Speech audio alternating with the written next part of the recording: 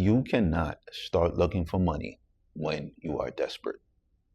So many people come to me and they say, "Hey, listen, they come with a sob story. This is happening. I'm gonna get kicked out of my apartment in a couple weeks. I can't pay my bills. It's too late. You gotta go get a job. You have to go find a place where you could trade your time for money, right? That's why I always teach people, as somebody who's successful, very, very successful online, you have to start looking for money and you have to begin your search before the bad things happen. And this is financial literacy. This is financial literacy that you wish you had, because capitalism, aka America, is very misguiding. Like, you hear all those stories of, oh, I used to live in my car, and then all of a sudden I worked hard, and then I don't know, magically I got a mansion now. And you see all of these success stories, and success stories are motivating, but it's misleading because it helps people think that, oh, all I have to do is when I get down, I just got to put my head down and work hard. But that's not how you earn income. That's not how you generate income. That's not how you make money. You make money through providing value. That's it. When I was beginning to learn how to make money, I'll tell you my story right now. I wanted to sell clothes. I desperately wanted to sell clothes because that's what I was interested in. And I listened to all of the people that said, do something that you love and you'll never ever work a day in your life. I listened to all that crap. And then I met dropshipping. And dropshipping showed me, man, like, I can't sell what I want because I got to sell what other people want. And as you guys know, I made my first $1 million selling baby bracelets. I don't even got kids, but I'm selling baby bracelets, custom baby bracelets, something I have no emotional connection to. And I was very successful because that's what other people wanted. And that's when I learned, like, man, like, the way to make real money is looking for problems that other people have and solving it. That's it. And I was up. Medical professional, with a corner office, I was up, but I was curious, and I combined my curiosity with consistency, and I've always been curious. And I sold baby bracelets. I started off with pins, selling 8012 pins, and I did that on the side. I transferred over into dropshipping, and I learned Facebook ads, and I was really successful with that. Sold a company, sold custom baby jewelry, and got a pretty penny from that. And then I used that knowledge to now take it over into personal branding, which is where I'm at right now. And if you notice, my content is not even about me. My content, the people that follow me, the people that like my content, it's not even about me. My content is nowhere about me. Like, my content is about them. My content is about my fans. My content is about the people who look at me. They know things about me. They know that I'm tall, dark, and handsome. They know that, I'm a medical professional. They know things about me, but they don't really know anything about me because all of my content is about other people. And I've dedicated my content to helping people and solving their problems. My content is selfless.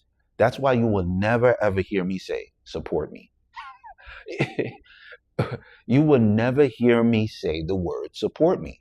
I will never use those words, because if you're using that verbiage, that means you're not giving value. And support doesn't last, because it's the same thing when people come to me with a sob story like, oh, like, I'm about to get kicked out of my house next week. Can you help me make some money online? Or I want to learn how to make money online. You could go on YouTube and search. You could. You want to be babysat. You could go on YouTube and search it up, because that's what I did, right? But when you hear people use that, you get the pity. You get the pity of people, even though it feels like they're helping you out. You get the pity of people, but pity doesn't last long because people have to go back to their own lives. So you get the pity of people. They support you for like 1 or 2 years, and then next thing you know, your business needs support again. And again and again, you have to eventually give value. If you're going to use a support marketing strategy, eventually give value. Help people and solve their problems. Lower your prices. Raise your prices and make it more exclusive. Do something to give value, because that's the way you're going to make long-term money. As you guys know, I'm obsessed with Jeff Bezos, because Jeff Bezos was up. Jeff Bezos created a system. You think Jeff Bezos is asking for support? Do you think Jeff Bezos is sitting down there asking us for support? The guy who created Amazon? No. He created a system where you could tap buttons on your phone. I could sit right here, right now, and order a whole living room right to my house. He created that system. That's valuable. You think Uber is begging you for support? No, they just make their products better. They just make their services better. They just help people. They solve their problems. And people understand this illegally. People always understand this illegally. Like, oh, if I need money, I got to go rob somebody. And growing up in the inner city, I understand that thinking, right?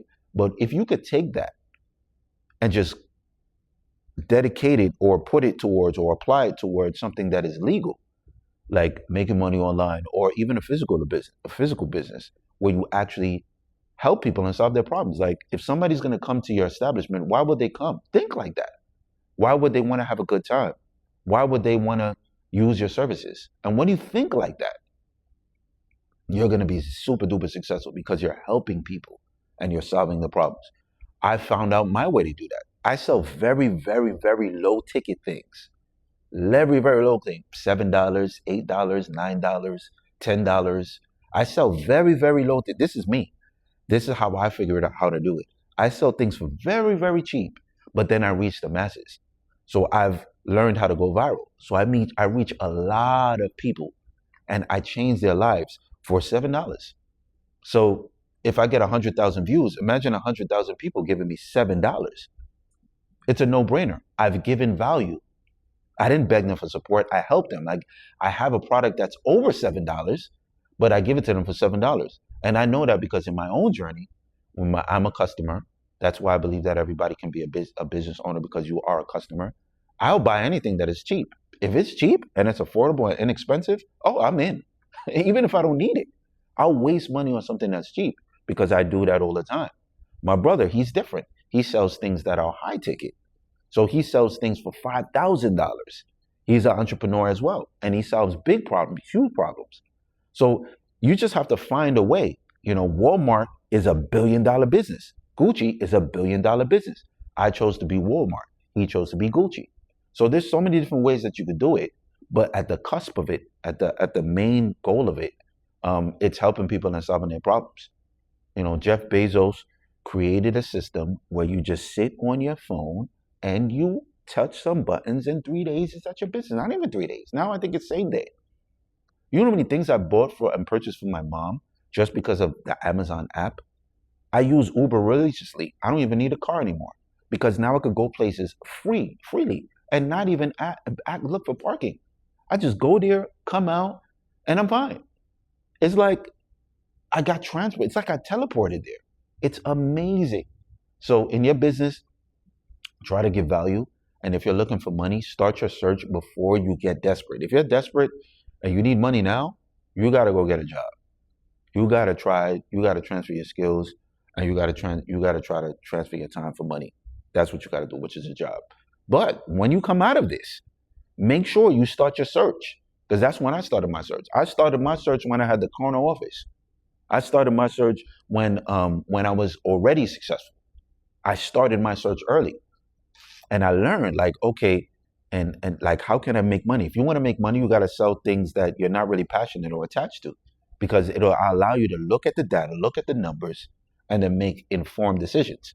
And that's what I've been able to do. So if you're desperate and you're coming to me with a sob story, it's going to be very difficult for me to teach you how to make money. Now, don't get me wrong. The desperation could propel you into success and keep you consistent. But you definitely, desperation is not going to be the reason why you win. It's not going to be hard work. It's going to be value transfer. If you can transfer value, then you're going to start to make money. Same thing when you go to a job. When you go to a job, you transfer your time. That's valuable because you're giving that business owner your time. They don't have to physically be there. That's why I hire people from the Philippines.